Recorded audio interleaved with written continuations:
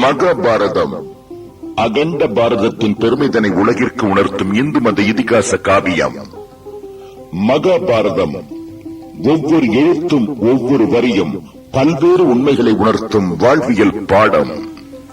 மகாபாரதத்தில் விராட பருவம் கேட்பவருக்கு புண்ணியம் பெருக்கும் அருமையான பகுதி.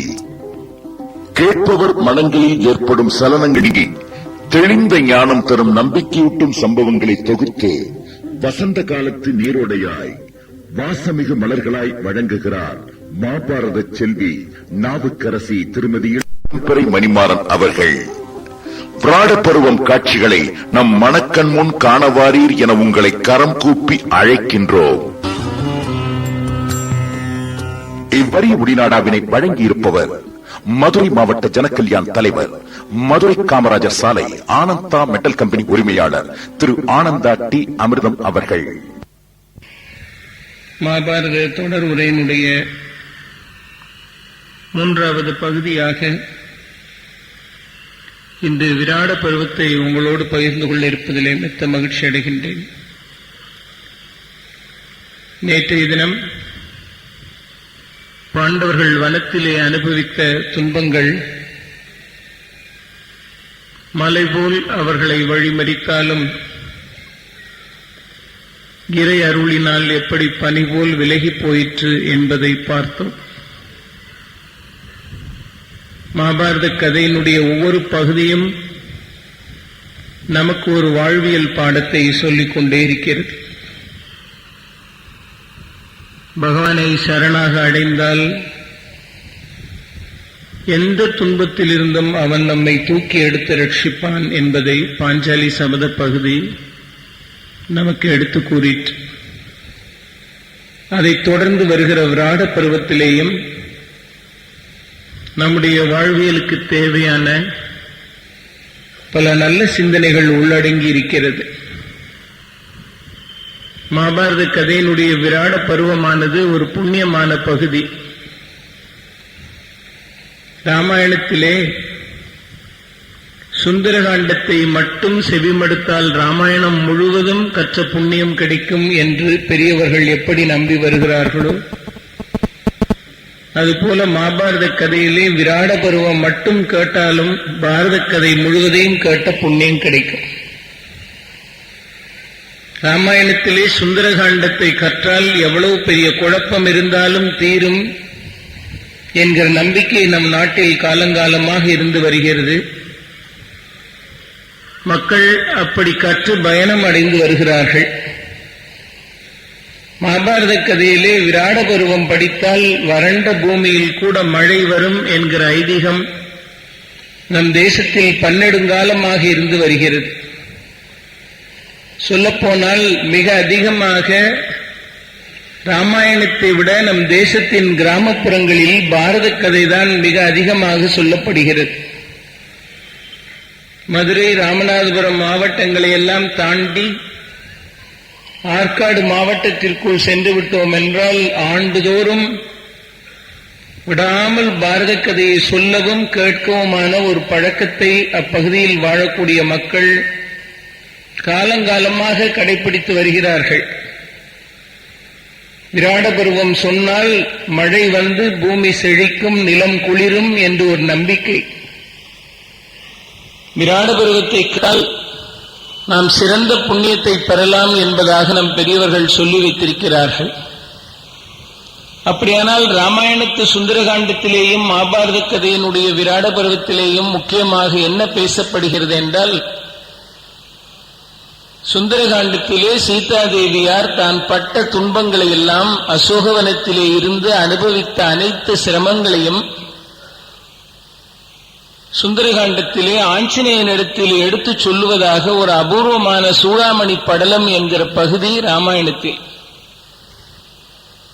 சுந்தரகாண்டத்தை கற்றவர்களுடைய மனதை விட்டு ஒரு நாளும் நீங்காது சீதையினுடைய சோகம். அவள் திசைகளை அளந்த வண்ணமாக என் கணவன் என்று வருவான், என்னை காப்பான் என்று தானுமாக இருந்து துன்பத்தை அனுபவித்துக் கொண்டிருந்த பகுதியை வர்ணிப்பதுதான் சுந்தரகாண்டம். சுருதி நாயகன் வரும் வரும் என்று மாதிரம் யாவையும் அளக்கின்ற கண்ணாள் என்று கம்பன் எழுதினான். அதற்கு பின்னாலே ஒரு ஆஞ்சநேயன் கடல் தாண்டி போய், அம்மா கவலைப்படாதீர்கள், ராவணனால் இருண்டு போயிருக்கிற இந்த உலகம் இனிமேல் ராகவனால் தெருளும், உங்கள் துன்பமெல்லாம் தீர்வதற்குரிய நேரம் வந்துவிட்டது என்று சொல்லி சீதாதேவியாரின் சோகங்களை எல்லாம் ஒவ்வொன்றாக செவிமடுத்து அவர்களை ஆறுதல் படுத்தி இன்னும் 1 மாத காலத்தில் ராமர் வருவார் என்கிற நல்ல செய்தியை சொல்லி ஆஞ்சநேயன் திரும்பி வந்து திருவடி தொழுதான் என்று ராமகாதை. ஆக சீதாதேவியாரின் துன்பத்தை சொல்லக்கூடிய பகுதிதான் சுந்தரகாண்டம். பிராட்டியினுடைய துன்பத்திலே நாம் பங்கெடுப்பதை போன்ற ஒரு ஐதீகம் சுந்தரகாண்டத்தை கற்கும்போது, சீதாதேவியாரினுடைய துன்பத்தில் நாம் பங்கெடுத்துக் கொள்வதைப் போல ஒரு உணர்வோடு சுந்தரகாண்டத்தை கற்பதனால் நம்முடைய துன்பங்கள் எல்லாம் விலகிப் போகும் என்று சுந்தரகாண்டத்திற்கு பலன் சொன்னார்கள். அதுபோலத்தான் விராட பருவத்திலேயும் பாண்டவர்கள் 12 ஆண்டு காலம் வனத்திலே பட்ட துன்பம் போதாது என்று, துரியோதனாதியர்கள் சபையிலே பாஞ்சாலி பட்ட அவமானம் போதாது என்று, மிச்சம் இருந்த துன்பத்தையும் மச்ச நாட்டிலே பாஞ்சாலி அனுபவிக்க வேண்டிய விதி இருந்தது. அந்த அஞ்ஞாத வாசத்திலே பாண்டவர்கள் பட்ட துன்பத்தையும் பாஞ்சாலி அனுபவித்த துயரத்தையும் நாம் படிக்கும்போது, அந்த மகானுபாவர்களினுடைய துன்பத்திலே நாம் பங்கெடுக்கிற உணர்வு நமக்கு ஏற்படுவதனால் விராட பருவத்தை படிக்கும்போது நம் துன்பம் விலகும் என்று சொன்னார்கள். அது மட்டும் அல்லாமல் விராட பருவத்தை கேட்டால் சொன்னால் நல்ல மழை வரும் என்று சொல்லியிருக்கிறார்கள்.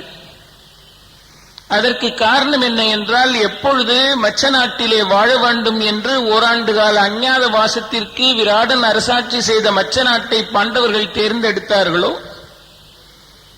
அவர்களது பாதங்கள் எப்பொழுது மச்ச நாட்டை நோக்கி நடைபோட்டதோ அன்று தொடங்கி 1 ஆண்டு காலம் அந்த உத்தமர்கள் மச்ச நாட்டில் இருக்கிற வரையிலேயும் அங்கே ஒரு நாளும் மழை பொய்க்காமல் இருந்தது, வளம் தப்பாமல் இருந்தது. மச்ச நாட்டில் எங்கு திரும்பி பார்த்தாலும் இனிய பொழில்களும் அழகிய மலர்களும் நிலத்தினுடைய வளமும் நீர்வளமும் நாளுக்கு நாள் செழுமையுற்று திகழ்ந்த ஒரு வரலாறுதான் விராட தேசத்தின் கதை.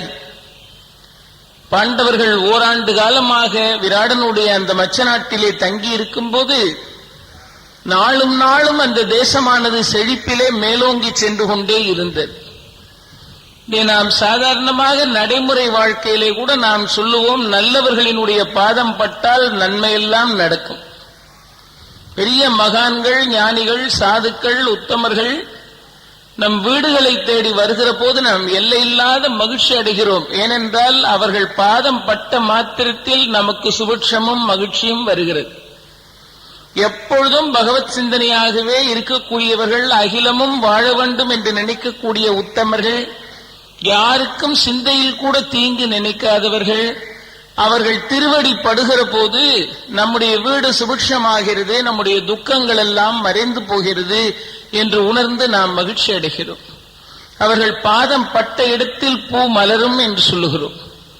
அதுவே மனதில் நல்ல சிந்தனை இல்லாதவன், அடுத்தவர்கள் வாழ பொறுக்காதவன், எப்பொழுதும் தீமையே உண்டு கொண்டிருக்கிறவன், தெரியாமல் நம்முடைய வீட்டிற்கு வந்துவிட்டு சென்று விட்டால் அதற்கும் நாம் சில பரிகாரங்கள் எல்லாம் கண்டுபிடித்து வைத்திருக்கிறோம். இன்னார் வந்த பிறகுதான் இப்படி ஆயிற்று, கலகலப்பாக இருந்த குடும்பத்தில் சண்டை வந்து கொண்டிருக்கிறது, இன்னார் வந்துட்டு போன அப்புறம்தான் இப்படி இருக்கிறது என்று சொல்லி நம்ம மன சமாதானத்திற்காக வந்துட்டு போன பிறகு அந்த வீட்டை நல்லா சுத்தமா பெருக்கி எடுத்து அப்புறமா அதுல கிடைச்ச அவங்க பாத தூளிகளை எல்லாம் சேகரிச்சு அதுக்கு என்னென்ன சிகிச்சை பண்ணணுமோ அத்தனையும் செய்வாங்க நம்ம அம்மாமார். அப்போ ஒரு நம்பிக்கை இருக்கிறது என்ன என்றால், நல்லவர்களின் காலடி பட்டால் நல்லது நடக்கும். பெரிய மகான்கள், ஞானிகள், ஆயிரக்கணக்கான மகான்களினுடைய காலடி பட்ட இடம்தான் கேரளத்திலே ஆதிசங்கர பகவத்பாதர் அவதாரம் செய்த காலடி என்கிற சிற்றூர். ஆதிசங்கரருடைய காலடி பட்டதினாலேயும் சரி, பெரிய பெரிய மகான்களினுடைய காலடி பட்டதனாலும் அந்த சிறிய கிராமமானது ஷண்மத ஸ்தாபனம் பண்ணின ஆதிசங்கரர் அவதாரம் செய்த காலடி என்கிற அழகிய திருநாமத்தோடு இன்றும் அழைக்கப்படுகிறது. ஆக நல்லவர்களின் பாதம் பட்டால் நன்மையெல்லாம் நடக்கும். பாண்டவர்களின் பாதம் மச்ச நாட்டிலே பட்டது. ஓராண்டு காலமாக அந்த மச்ச நாடு எந்த வளத்திலும் குறைவு இல்லாமல் மேலும் மேலும் சிறப்பான வழமைகளையெல்லாம் பெற்று பொலிந்தது.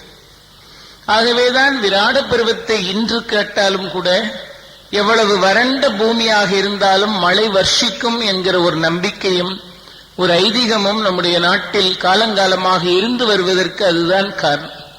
ஓராண்டு காலமாக பாண்டவர்கள் அஞ்ஞாத வாசத்தை மேற்கொண்டார்கள். 12 ஆண்டு காலமாக பாண்டவர்கள் வனத்திலே துன்பப்பட்டார்கள். நாம் சிறிய துன்பங்கள் வருகிற போது கூட வாழ்க்கையில் நாம் தாங்கிக் கொள்ள முடியாமல் சில வேளைகளில் துவண்டு போகிறோம். இன்பம் வருகிற போது எல்லையில்லாத மகிழ்ச்சியை அனுபவிக்கிறோம். ஒரு சிறிய துன்பம் வருகிற போது தாங்கிக் கொள்ள முடியாமல் துவண்டு போகிறோம். நம் எல்லோருக்கும் ஒரு எண்ணம் இருக்கிறது, இன்று வருகிற துன்பம் நாளையாவது என்னை விட்டு விலக வேண்டும் என்று நாம் எல்லோரும் பேராசைப்படுகிறோம். அந்த துன்பம் 2-3 வருட காலத்திற்கு நம்மோடு தங்கி இருக்கிற நிலைமை இருந்தால் நாம் தளர்ச்சி அடைகிறோம், வெறுப்பு அடைகிறோம்.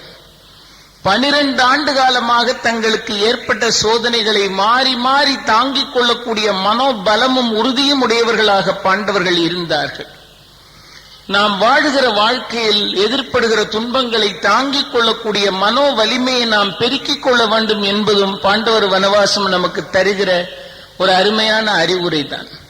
காற்றடித்தால் ஆற்றங்கரையில் இருக்கக்கூடிய நாணல் அசைந்து அசைந்து கொடுத்து ஆடிக்கொண்டிருக்குமே தவிர நாணல் ஒடிந்து விழுந்து விடாது. ஆனால் வீட்டின் புழக்கடையில் இருக்கிற ஒரு முருங்கை மரம் எவ்வளவு உயரமாக இருந்தாலும் காற்றடித்தால் சடசட என்று ஒடிந்து சரிந்து விடுகிறது. ஒரு சிறிய துன்பம் வாழ்க்கையில் எதிர்பட்டால் கூட தாங்கிக் கொள்ள முடியாமல் அடித்த காற்றில் உடைந்து விழுகிற முருங்கை மரத்தைப் போல் நாம் இருக்கிறோமே தவிர அசைந்து கொடுத்து நின்று கொண்டிருக்கிற நாணலை போன்ற நிலையில் நாம் இல்லை. அதை நாம் பெற வேண்டும், அந்த மன உறுதியை நாம் பெற வேண்டும் என்று பாரதம் நமக்கு பாடம் சொல்லுகிறது. 12 ஆண்டு கால துன்பத்தை இறை அருளினாலே தாண்டி வந்தார்கள். அதற்கு பிறகும் ஓராண்டு காலம் அஞ்ஞாத வாசம் என்கிற பெயரால் தங்களை யாரென்றே வெளிப்படுத்திக் கொள்ளாமல் ஒரு ஆண்டு முழுவதும் வாழ வேண்டிய கட்டாயம் பாண்டவர்களுக்கு ஏற்பட்டது. இதை நம்முடைய நூலாசிரியர்கள் மிக அருமையாக நமக்கு சொல்லுகிறார்கள். அந்த விராட பருவத்தை கேட்கும் போது நமக்கு மங்களமும் சுபிக்ஷமும் மகிழ்ச்சியும் நன்மையும் ஏற்படும் என்று சொன்னார்கள். நாம் ஒரு ஊரில் பல ஆண்டு காலமாக வாழ்ந்து கொண்டிருக்கிறோம்.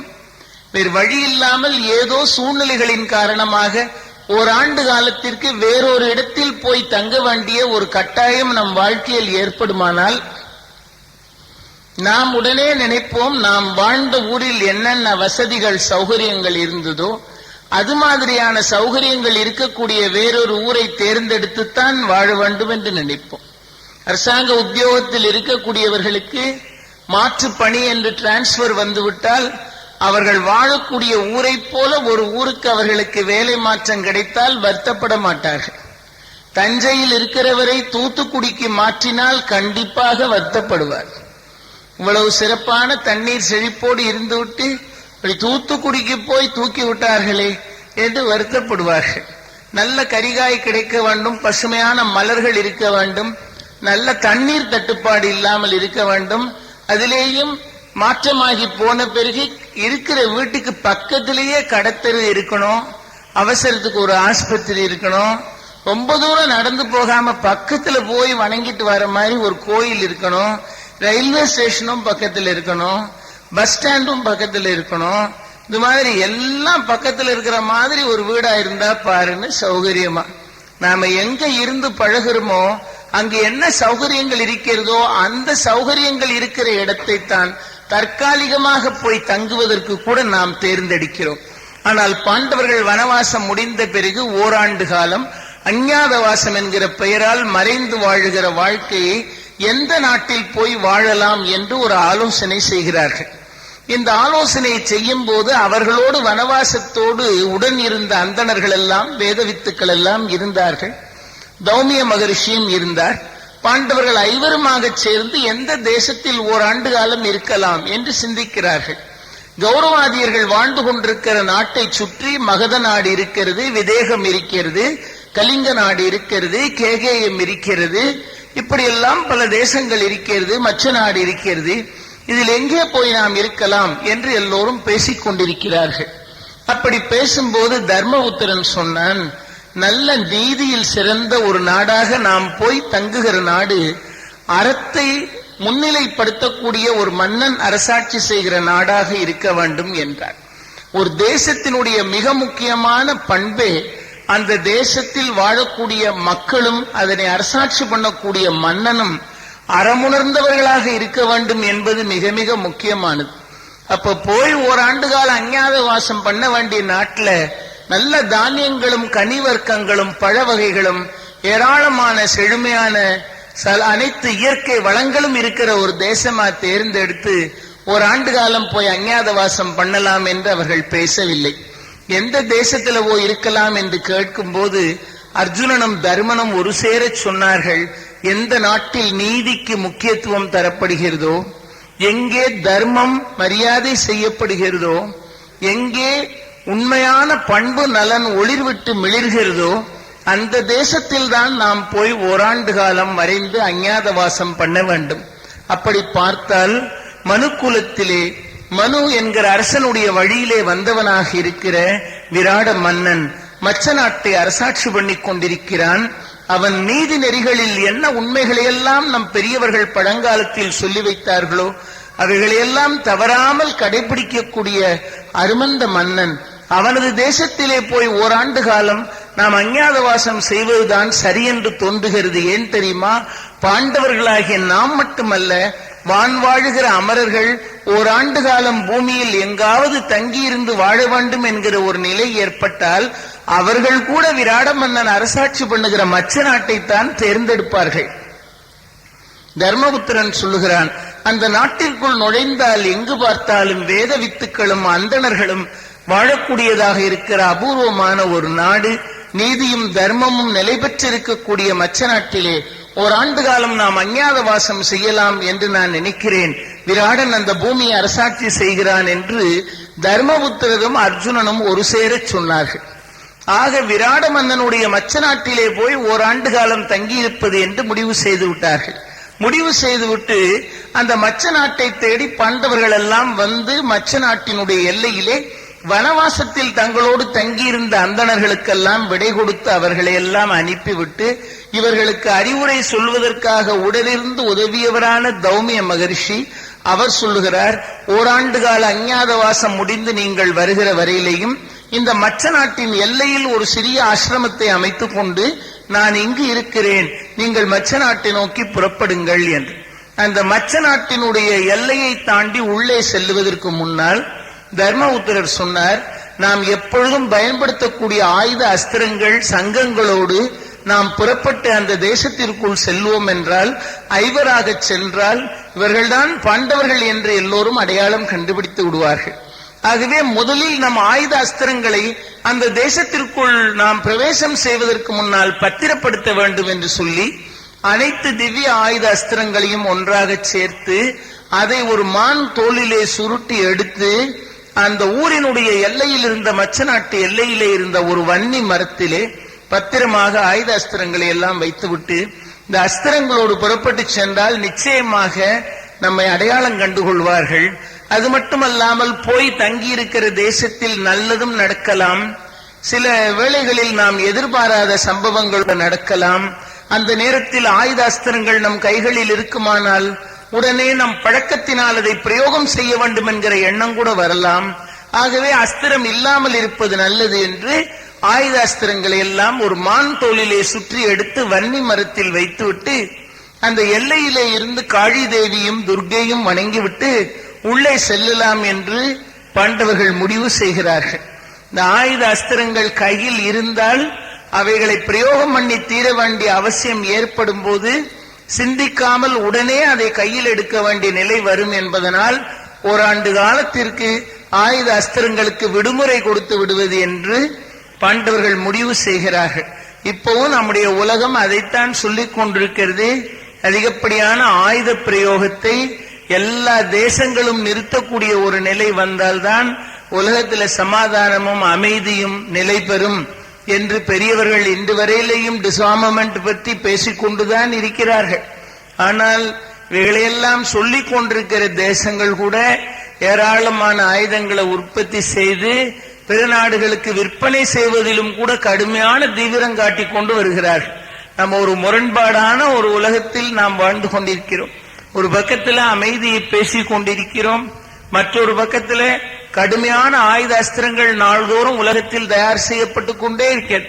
பாரத கதையில் நாம் படித்து பார்த்தோம் என்றால் விஷத்தை கக்கக்கூடிய, வேதனையை தருகிற, இழப்பை செய்கிற, அபாயத்தை உருவாக்குகிற பயங்கரமான தீவிரமான ஆயுத அஸ்திரங்கள் பாரத கதையில் பெரும்பாலும் பயன்படுத்தப்படாமல் இருந்ததாக, அந்த அஸ்திரங்கள் இருந்தும் கூட அவைகள் பயன்படுத்தப்படாமல் இருந்ததாக பாரத கதையில் அருமையாக நம்முடைய பெரியவர்கள் எழுதி வைத்தார்கள்.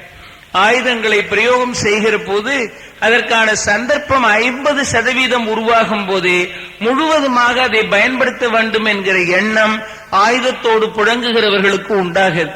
தர்மபுத்திரன் சொல்லுகிறான், என்ன இருந்தாலும் மச்ச நாட்டிற்குள் இந்த ஆயுதங்களை எடுத்துச் செல்லுதல் கூடாது, வன்னி மரத்தில் வைத்துவிட வேண்டும் என்று சொல்லிவிட்டு இந்த வன்னி மரத்தில் வச்சிருக்கிற இந்த ஆயுத அஸ்திரங்களை திரும்பி வந்து தொட்டு எடுக்கும் போது அர்ஜுனனோ இல்லை அர்ஜுனனால் ஏவப்பட்டவர்களோ, அப்படி இல்லை என்றால் நானோ, தர்மன் தன்னை சொல்லுகிறான், எங்களை தவிர, எங்கள் இருவரையும் தவிர, எங்கள் இருவரால் ஏவப்பட்டவர்களை தவிர வேறு யாரும் என்ன காரணம் கொண்டும் இந்த அஸ்திரத்தை வந்து ஓராண்டுகளுக்குள் தொடுதல் கூடாது என்று.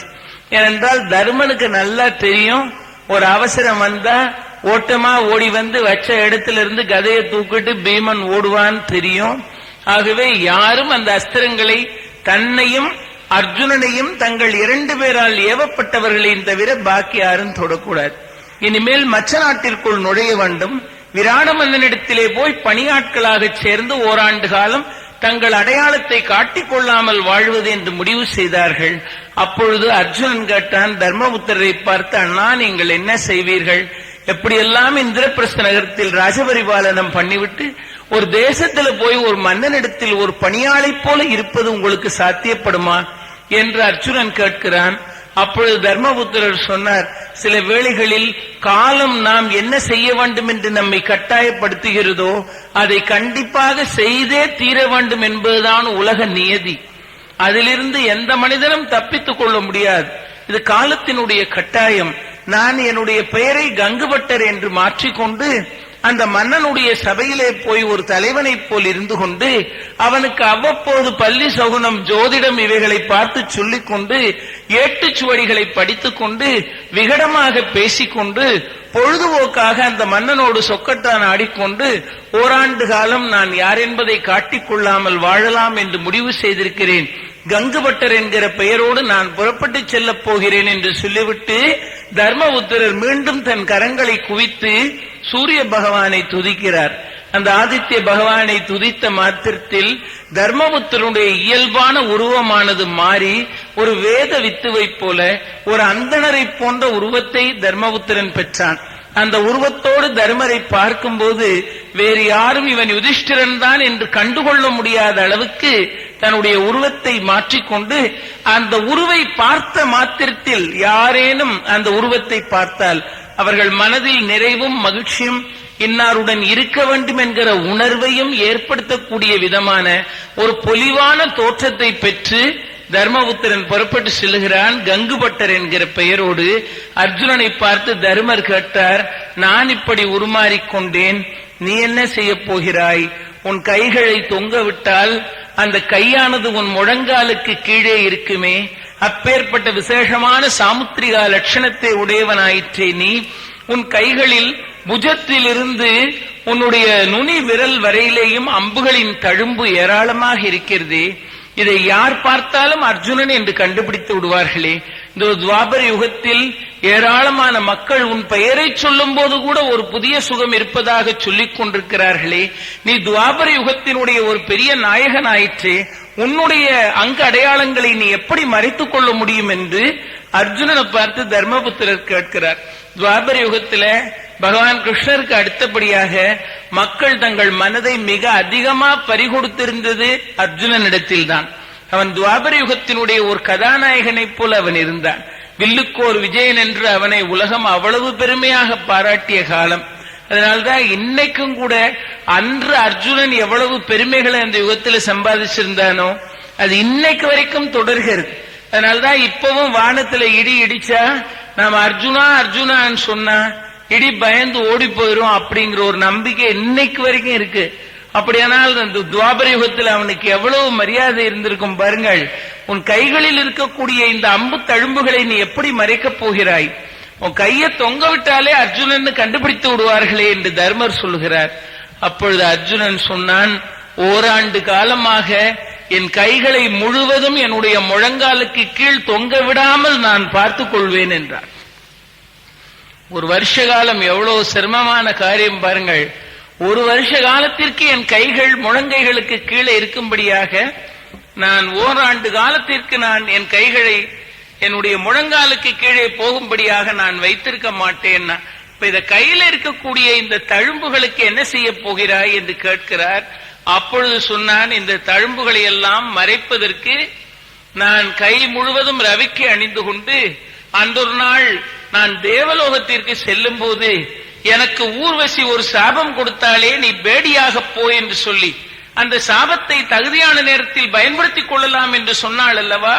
அந்த சாபத்தை பயன்படுத்திக் கொண்டு ஒரு பேடியாக மாறி நான் என் முன்கை வரையிலையும் ரவிக்கையை போட்டுக்கொண்டு அதற்கு மேல் வளையல்களை அணிந்து கொண்டு என் கையில் உள்ள அம்பு தழும்புகளை யாரும் பார்த்து விடாமல் நான் என் உருவத்தையே மாற்றிக்கொண்டு நீளமாக என் ஜடையை பின்னிக்கொண்டு பிருகன்னலை என்று பெயரை வைத்துக் கொண்டு விராட மன்னனுடைய அவையில் போய் உன்னுடைய மகளுக்குரிய நடனமெல்லாம் சொல்லித்தரக்கூடிய பேடி நான். முன்னால் யுதிஷ்டனுடைய அரண்மனையில் நான் பணியாளாக இருந்தேன். அவர்கள் எங்கோ வனவாசம் சென்று விட்டார்கள். ஆகவே உன்னை தேடி நான் வந்திருக்கிறேன். எனக்கு இந்த மாதிரியான நடனம் பாடல் இவைகளையெல்லாம் சொல்லிக் கொடுப்பதிலே எனக்கு அபாரமான திறமையும் மகிழ்ச்சியும் உண்டு என்று சொல்லி என் பெயரை மாற்றிக்கொண்டு எப்படியோ காலந்தள்ளி விடுவேன் என்று அர்ஜுனன் சொன்னான். தர்மபுத்திரரை பார்த்து அதை கேட்ட உடனே தர்மர் கண்ணீர் விட்டார். எப்பேற்பட்ட வில்லுக்கோர் விஜயன் என்கிற பெயரை உடையவனாகிய ஒரு அர்ஜுனன் ஓராண்டு காலமாக தன் உருவத்தை மறைத்துக் கொண்டு ஓராண்டு காலம் பணிவிடை செய்யக்கூடிய நாட்டியமும் பாடலும் சொல்லிக் கொடுக்கக்கூடிய ஒரு பேடியாக தெரிய வேண்டிய நிலை வந்ததே என்று சொல்லி தர்மபுத்திரன் வருந்தி கண்ணீர் உகுக்கிறான். ஊர்வசி இந்திரலோகத்தில அர்ஜுனனுக்கு கொடுத்த சாபம்.